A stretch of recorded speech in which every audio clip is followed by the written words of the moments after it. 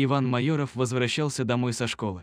Чтобы сократить дорогу, школьник пошел через железную дорогу. Он часто пользовался этим маршрутом, но на этот раз заметил, что недалеко от железнодорожных путей появилась картонная коробка. Иван решил проверить, что находится в коробке. Внутри он увидел собаку, которая свернулась клубком и не шевелилась. Мальчику показалось, что собака не дышит, но, посмотрев внимательнее, он заметил, что животное еще живо. Иван не знал, чья это собака, что с ней случилось и как она оказалась у железной дороги, но понял, что ей нужна помощь. Иван позвонил в ближайшую ветлечебницу. Врачи согласились осмотреть собаку, но клиника находилась в 5 километров, других ветеринаров поблизости просто не было. Мальчик взял собаку на руки и пошел в клинику. Я сразу подумал, что она мертва, а потом присмотрелся, а она дрожит.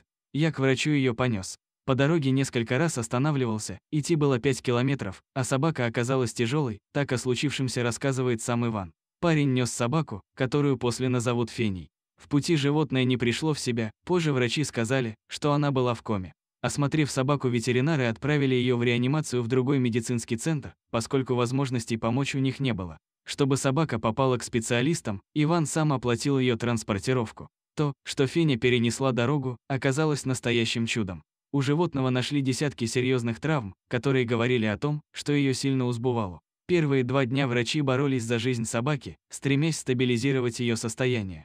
Настойчивость людей оказалась не напрасной. Через 2 дня Феня не только пришла в себя, но и смогла сама поесть и попить. Когда угроза жизни миновала, семья Ивана забрала Феню в свой дом, где она проходит реабилитацию, окруженная заботой и любовью. По словам невролога, восстановление будет длительным и исходным, а часть рефлексов Феня утратила навсегда.